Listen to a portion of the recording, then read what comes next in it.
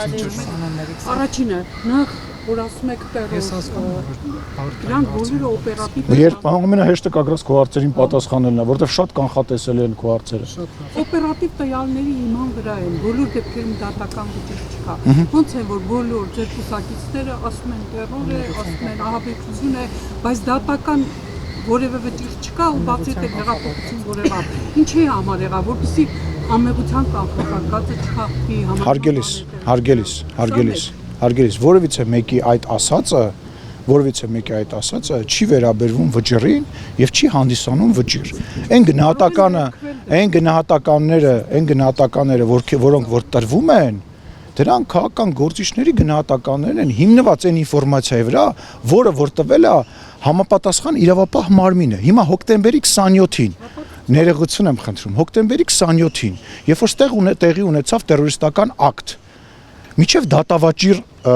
դատավճիռ հրապարակելը, որը տեղի ունեցավ բավականին ուշ։ Արդյոք դա տերորիստական ակտ էր, թե տերորիստական ակտ չէր։ Չէին ասում, որ տերորիստական ակտ էր։ Թե սպասում էին Նայիրի Հունանյանի վճիռը հնչի նոր։ Այդ վաղ չկար այդ խաղամեղության կանխավարկածը, թե նոր եք հիշել դրա մասին։ Դա այն ինչ որ երբ որ դու տեսնում ես, որ իրավապահ մարմինները հրապարակում են մի փաստաթուղթ, որտեղ գրված է, կարդարացվենք, ասեն, տեսակ Արդեն խախտում եք անմեղության կանխարգելը։ Եթե անձին ասում եք, որ ահաբեկիչ է, չէ, ենթադրենք, որ ասում են ահաբեկիչ։ Երբ որ ենթադրությունը տեղի կլինի, խոսենք, հա դրա մասին։ Բոլորն ասում են ահաբեկիչները։ Ես գնահատական, դա քաղաքական գնահատական է։ Տեսեք, հետաքրքիր բան ասեմ, դուք իմիջիալոս դուք ձեզ ավելի հետաքրքիր կլինի, որտեղ դա ձեր շահերից է բխում։ Երբ որ օրինակ դուք քաղաքական գործչին ինչ որ վատ բան եք ասում, եւ քաղաքական գործիչ կամ սուտ եք ասում, կամ վիրավորանք եք ասում, որևիցե մեկը, հա, եւ դատի է տալիս քաղաքական գործիչը, դատարանները հաճախ որոշում են կայացնում ոչ թե իօգուտ քաղաքական գործի, այլ հակառակը իօգուտ այն մարդու, ով մեղադրվում է կամ ընդհակառակը հայց է ներկայացնում։ Գիտեք ինչի, որովհետև քաղաքական գործի խոսքի մեջ իր շեմը պետքա բարձր լինի, որովհետև ինքը հաճախ քաղաքական գնահատական է տալիս, ինքը հաճախ այլ ձևակերպումներ է տալիս, այսինքն քաղաքական գործի ելույթները եւ դատական վճիռը դրանք տարբեր բաներ են։ Ի վերջո մենք ունենք օրինակներ, որ ԶԼՄ-ն եւ քաղաքական գործիչը օրինակ ինձ դատի է տվել։ Այն բոլոր մարդիկ, ովքեր կգտնեն, որ իմ խոսքի մեջ, Վահագ Ալեքսանյանի խոսքի մեջ կամ որևիցե մեկի խոսքի մեջ իմ գործընկերների բան կա, որը խախտում է, դիմեք դատարան։ Դիմել եք, չէ՞, իմ դեմ հայցեր կան, չէ՞։ Բա ինչի մասին է խոսքը, կանանք ստանում։ Երկրորդ հարցը կան, ուրեմն դուք եկեղեցականներ Նիկոլ Փաշինյանն ասում է, որ եկեղեցու դեմ չեն պայքարում, այդ ոչ մեկը չի պայքարում։ Խախտում կա, սակրամությունը կանոնների դեմ։ Ամբողջ բանն է, որ դրա հրապարակային կրակոցները իրար, մարտերը իրար միջև վերածվում են եկեղեցու դեմի, այսինքն չեն վերածվում։ Ոչ, չի կարա ինստիտուցիոնալ ձևը, ինստիտուցիոնալ ձևը չկա։ Դուք ձեր հարցի մեջ պատասխանը դրել ում հետ հանդիպել նստել, տեսեք, մարդը ասում է, որ նման խնդիր կա, այնտեղից նույնիսկ պատասխան գոյություն չունի, պատասխան չկա դրա հետ կապված, դրա ձևը չկա, եկեղեցին արժեզրկում են այն մարդիկ, ովքեր որ սև շորերը քաշում են գլխներին, աչքերը եւ ականջները փակում են, նաեւ ձեր հարցերին եւ ասում են դա մեր ներքին գործն է, թե ով է քերակինը, թե ով է աղջիկը, ով ասում են դա մեր ներքին գործն է, երեք ժողովուրդ, դա անձնական կյանք չի, այն որ մեկը, ով որ պաշտպանում էր կտրիչին, ներողություն, տժում է իրանց պատճառով, այն մեկը, որ պաշտպանում էր կտրիչին, մի նկար էր դրել, հենց իր նկարներից, որտեղ իր դեմքին հարսիկ հող է դրած։ Այդ այն օրն է, երբ որ ինքը դառնում է կաթողիկոս, դա խորհուրդ ունեցող բան է, դա նշանակում է, որ իր կինը, իր հարսնացուն, իր անձնական կյանքը այլևս եկեղեցին է։ Բա չեք գալիս այս բաներից, չեք հարցում, ու ստացվում է մարդ, ով որ բարձրաձայնում ասում է, սենց խնդիր կա, բայց խնդիրը ինչու չեք լուծում, այդ մարդն է վնասում, հա։ Հիմա որ դուք հարցեր եք բարձրացնում ազգային ժողովի նախագահի դեմ կամ վարչապետի դեմ, դուք պետությանն եք վնասում, հա։ Չէ, դուք լրատվամիջոց եք, բացի լրատվամիջոցից Հայաստանի, այսինքն լռենք, ձև անենք, որ ոչ մի բան չի կատարվում, հա, վերջացավ։ Բայց դուք հարց տվել եք, չէ՞ արդեն։ Լավ, ոչինչ, երկրորդ անգամ տվել։ Ասում են, որ մեր սխալն այն է, որ կգամ ձեզ հետ կմոտենամ։ 2018-ին էս քայլերը չեն կարել, այսինքն դուք ունեցել եք։ Ինչ էր ասում, կներեք։ Ձեր թիմում կամ ընդհանրապես քաղաքացիական պայմաններ պատգամավորներ Դե շատ վերացական եք ասում, էլի։ Ասեք ինչ Ասում են սխալ է եղել այն, որ մենք այս գործողությունները չենք արել դեռ 2018-ին, երբ որ տեղի ունեցավ հեղափոխությունը։ Այսինքն այդ տեղեկատվությունների ինֆորմացիան դուք ունեցել եք դեռ 2018-ին։ Ինչ ինֆորմացիա։ Ով ասաց ձեզ որ ունեցել ենք մեկ, երկրորդը ներողություն եմ խնդրում։ Բայց դեպք հարցը ավարտեմ նոր։ Դե նախ ինչ որ վերացական հարց եք տալիս։ Խախտելու վերաբերյալ։ Այդ դեպքում Նիկոլ Փաշինյանը իմանալով հանդերձ վեհափառի հետ լուսանկար էր հրապարակում, գրում էր սա պատմական լուսանկար է, վեհափառը եւ ընտրված վարչապետը։ Այդ ժամանակ ձեր համար վեհափառը պատմական անձնավորություն էր, հիմա արդեն դարձավ խուսակրոնության ուխտը խախտած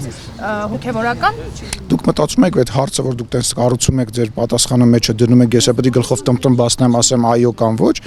Ես նախ ուզում եմ ձեզ հարցնել, ով այդպես բան ասե մեկ։ Եթե ձեր հարցը վերաբերվում է ընդհանուր առմամբ ինչի այն ժամանակ այո, հիմա այն ժամանակ ոչ, հիմա այո,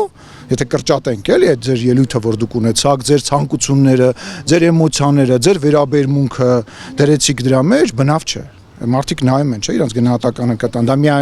միակ, դա ես հիմա ելույթ եմ ունենում, դրա իրավունքը ունեմ, իսկ դուք դրա իրավունքը չունեք։ Դուք դրա իրավունքը չունեք։ Դուք պետք է հարց տաք։ Դուք հարցը տալիս եք հետեւյալ. արդյոք այն ժամանակ էդի նորմալ էր, հիմա նորմալ չի։ Այն ժամանակ, երբ որ հենց եկեղեցու ներսից բազմաթիվ մարդիկ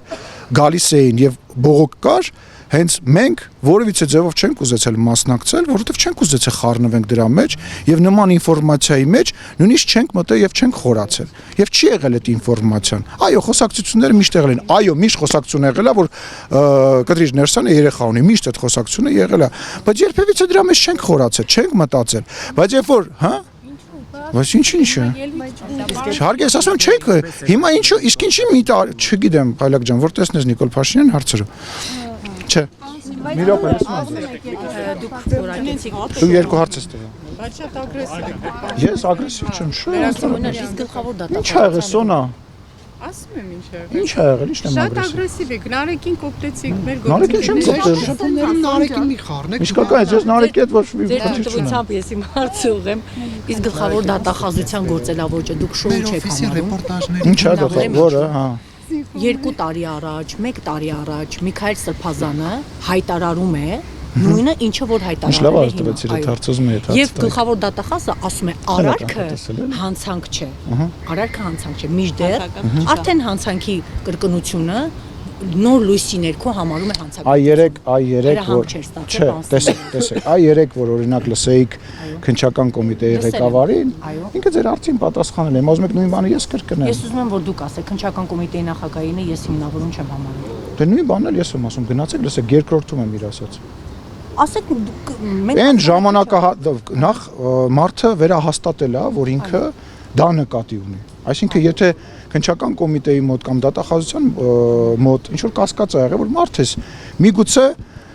դե հիմա բանա, մարդը եկեղեցական է, կարող է ալեգորիաներով խոսի, կարող է դա նկատի չունենա։ Երբ որ երկրորդ անգամ ինքը կրկնում է եւ մասնավորեցնում, ասում է, չէ, իմիջիալոց ես սա նկատի ունեմ, դատախազությունը եւ քննչական կոմիտեն եւ իրավապահները իրավունք չունեն դրան չարձագանքեն։ Երկրորդը, որ ասում եք այն ժամանակ ասել է, այսինքն այն ժամանակվա իրավիճակը եւ այսօրվա իրավիճակը, այն ինֆորմացիան, որը դուք ունեք, մենք ունենք, այն ժամանակ ու հիմա դա նույնն է, իհարկե ոչ, այսինքն նոր իհայտ եկած ինֆորմացիա կա, նոր իհայտ եկած հետո ձեզ մի բան ասեմ, դուք վստահ եղեք, որ իմ նաև փորձից ելնելով, իմ մասնագիտական նաև բանից ելնելով, ես ձեզ վստահեցնում եմ մեկ հայտարարության վրա շատ դժվար է լինելու հետագայում դատարանում կամ որևիցե ձևով շարունակել։ Ես վստահ եմ, որ եթե ինչ ես ինձ ընդհատում, Շողիկ։ Չէ, ինչ, հա ես չէի պատասխանելու այդ հարցին, չէի պատասխանել, ինչ ես ինձ ընդհատում։ Այլևս չընդհատես ինձ։ Ես Շողիկի հարցը կշանեմ։ Չէ, դու մի բայց դու չտուր ընդհատես, նես չի որ Շողիկի նկատմամբ վատ վերաբերմունք ունեմ։ Տեսեք, բայց կարեմ վերջացնել։ Բայց չեք լսում, հա։ Չէ, պարզապես ճեպազրույցներ։ Հասկանում եմ, բայց միտքս կտրվում է։ Դուք հարց եք տալիս, ես միտքս շարադրում եմ, հասնում եմ հաջորդ բառը բան պետք է ասեմ, եկել ընդեղից ինչ որ հարց ես տալի։ Դժվար է մի հայտարարության հիման վրա։ Դժվար է մի հայտարարության վրա, եթե դատարան, եթե ես ես ասում, եթե այլ հիմքեր չլինեն եւ այլ բաներ չլինեն, շատ դժվար է լինելու դատարանում նման մեղադրանքը պաշտպանելու։ Իսկ եթե հանցանք չէ։ հարգելիս, բայց ով արդեն որոշել եք, դուք արդեն որոշել եք, որ Սամվել Կարապետյանը կամ Աճապարյանը արդեն դատապարտվել են, 10 տարիով բանտ են գնացել, դատարանի ուժի մեջ վտիր կա, մտած ինձ ասում եք, հետի ո՞նց ես տենց ասում։ Ժողովուրդ, բանեք, ախր դուք բոլորդ կարդացած մարդիկ եք, տեղեկացված մարդիկ եք, մի իրադարձությունները եւ բաները մանիպուլյացիայի ենթարկեք։ Ասում եմ, հիմա ինչ կարգավիճակ ունի Սամվել Կարապետյանը, կասեք։ Ինչ կարգավիճակ։ Մեղադրյալի կարգավիճակ։ Ահա, դա Նշանակում է, այո։ Վերադարձանք բանին, անմեղության կանխավարկածը, անմեղության կասկածալը, վերադարձանք անմեղության կանխավարկածից։ Հարգելիս, բազմաթիվ մարդկանց, նաև իմ բարեկամներին, իմ ընկերներին, իմ կուսակիցներին նման ձևով մեղադրանք հապացել ու բազմաթիվ գործեր կան, որոնք մարդիկ արդարացվել են, եթե չի լինի որևիցե